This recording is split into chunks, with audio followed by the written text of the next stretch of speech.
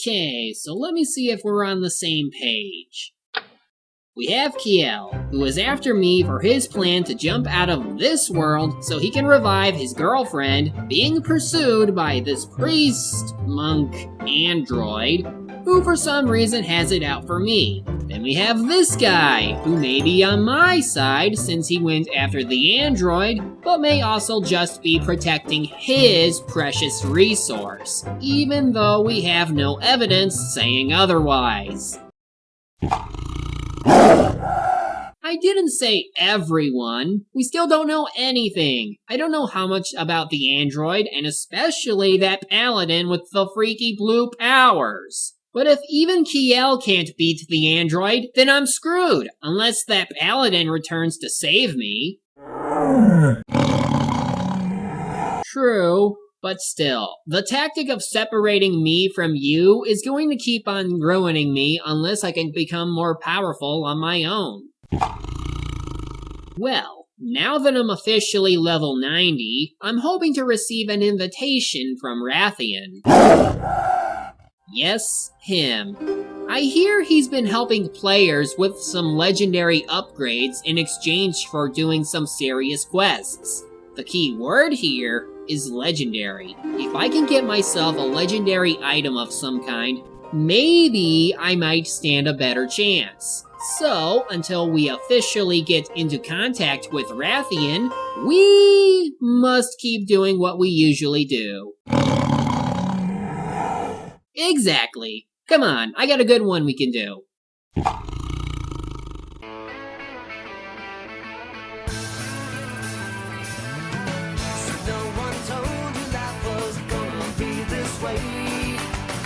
Job's a joke, you broke, your life's the away. It's like you're always stuck in second gear, when it hasn't been your day, your week, your month, or even your year. But I'll be there for you, when the rain starts to fall. I'll be there for you, when the feeling goes. I'll be there for you, 'cause you're there for me too.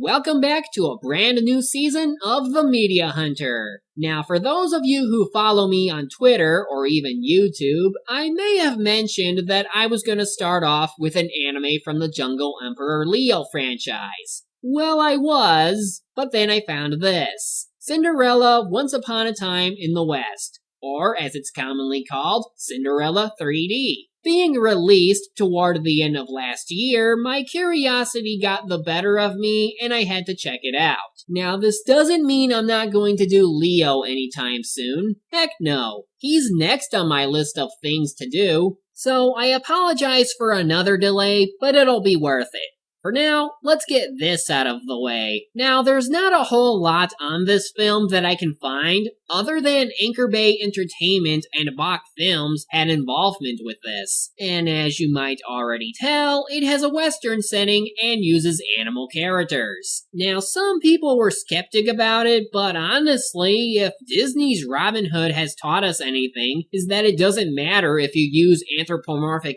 animals for characters, since as long as the story is good and the characters well written, then that's all that matters. As far as the Western setting is concerned, well, if Treasure Planet can get away with adapting an original story with a steampunk/space theme and still be good, then anything's possible. So saddle up and get ready to move west. This is Cinderella 3D. We open with a pretty decent backdrop of the West. And the music isn't too bad either.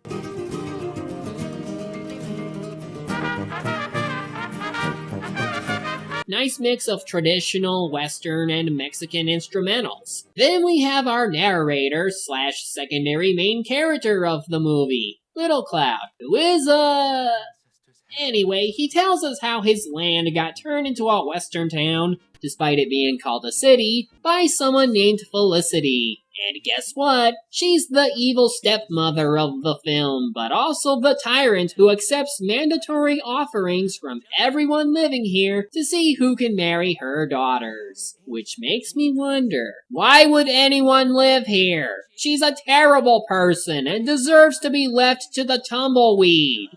You know, I think I'm gonna take a pass on the old jug, if you don't mind. Ming Dynasty. Very expensive. Very ancient. I think this idiot actually believes it. So darn cute when he says Ming Dynasty. So true. Yeah, he's cute all right. Next time, don't bring me no junk. I will give them credit for using dogs as villains, since cats would just be beating a dead horse. And I should probably mention that the animal selection is, well, at least most of them I can see living out here, though sadly, unlike Rango, we're not gonna get any real gritty looking animals at all. Also, it seems Little Cloud is narrating on both past and present tense. Just listen. Personally, I would have preferred living on the prairie like my ancestors. But I made a promise long ago that has kept me tied to this place. A promise to watch over someone. Kinda like with the Burl Ives snowman from Rudolph, but less memorable. Anyway, we meet our title character, Cinderella, who I have no idea who voices her, but I know I've heard it somewhere before. She's the rough and tough cowgirl, well, antelope girl, who seems like she can take care of herself just fine. But Okay, so we're not in Mrs. Blah Blah's lofty circle or anything, but who cares? I mean, really, can't they see I'm a girl? so instead of being treated like a strong individual, you'd rather be treated like a sophisticated lady? Well, whatever rocks your horns, I guess. She receives a telegraph to give to Felicity, since he's too scared to do it himself, in which, after delivering it, we find out a prince is coming to town. As they prepare, we see the train that is carrying him, and with that, a train chase scene.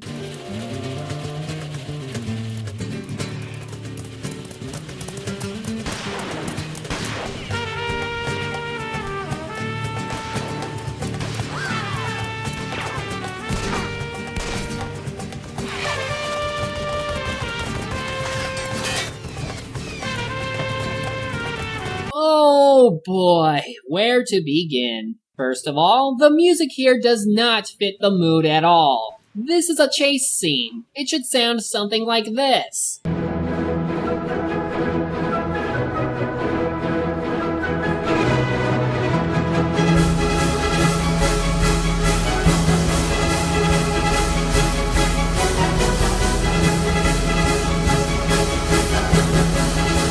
Second, how the hell does anyone with a gun miss all the time? Especially the people with machine guns. You telling me you can't even hit their giant vultures? Speaking of, if these things can fly, then why aren't they flying and how are they keeping up with a train? Third, the animation seems to have slowed down a bit, like the movie couldn't contain its awesome action. Finally, these two. Oh, An extraordinary face, haggard by the hard climate of the West.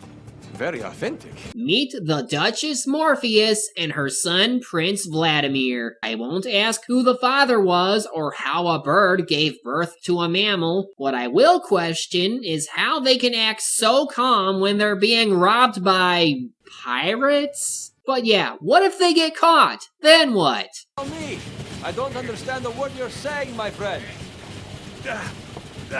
Gracias, senor. What I said to you was your money or your life. Oh, apparently they know Spanish. Film Renegado would have a field day with this movie. for sake, would it be too much to ask to be able to play a simple game of cards without being interrupted? I'm sorry, but I'm afraid I'm going to have to cut this conversation short. Wow, even with all that dynamite, he still didn't level that post. That's monkey piracy for you. Welcome, welcome, your highnesses, to Felicity City. Oh, and there's going to be a ball in your honor tonight. Oh, A ball? What a stroke of luck, Mother. I had thought we were going to discover the West and its rude austerity. Well then, if you keep going west, you'll run into the town of Dirt, home to the rudest folk imaginable. But you have to leave, right now. And so Cinderella has her encounter with the hound, bird, dog, hybrid. I don't know what to think anymore. And your name is? My name? Well, it's more of a nickname, really. It's Cinderella. Her name is Cinderella. Well, Cinderella, if you don't mind, I'll take my violin with me. It's fragile. And the rest? I mean, your luggage. Should I take it to... The saloon, yes. Well, at least it's not as bad a pairing as... Ugh. Anyway, one of the monkeys fools the dim-witted sheriff and makes his escape, as pitiful as it looks, back to the pirate ship in the desert.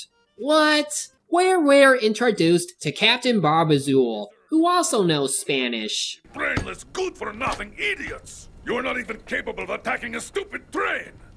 Must I survive on a paltry diet of cactus and vulture eggs? Madre mio! I wish I could say that's Jamieson Price, but I can't, because this movie has no cast list. No, really, the credits don't have a list. IMDb only has the cast listed during the opening bit of the movie, and even then it doesn't know who voiced who. I don't recognize them enough to know for sure, so it's almost like everyone decided not to have a cast list so they wouldn't be affiliated with this movie. With what I've seen so far, I can't really blame them. Amigos, we're back in business.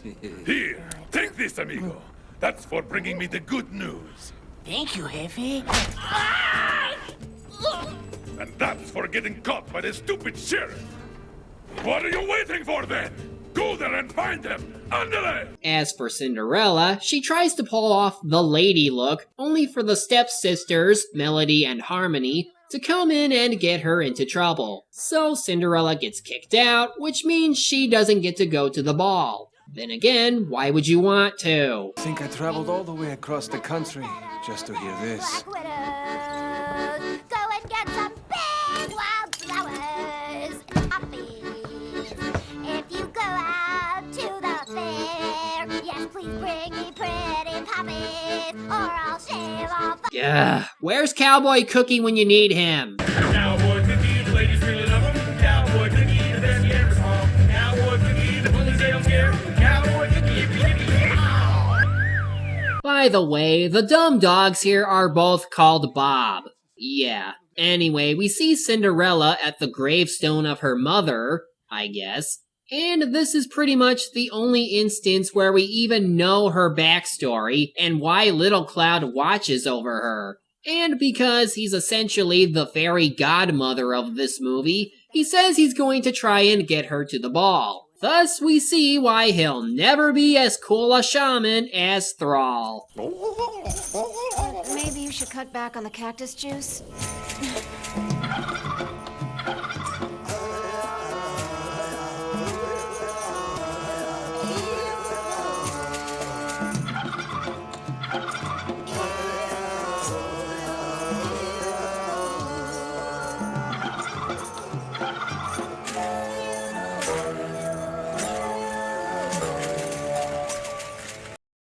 I just saw 3 turkeys turn an antelope into a princess. I got nothing. That was too weird for me to process.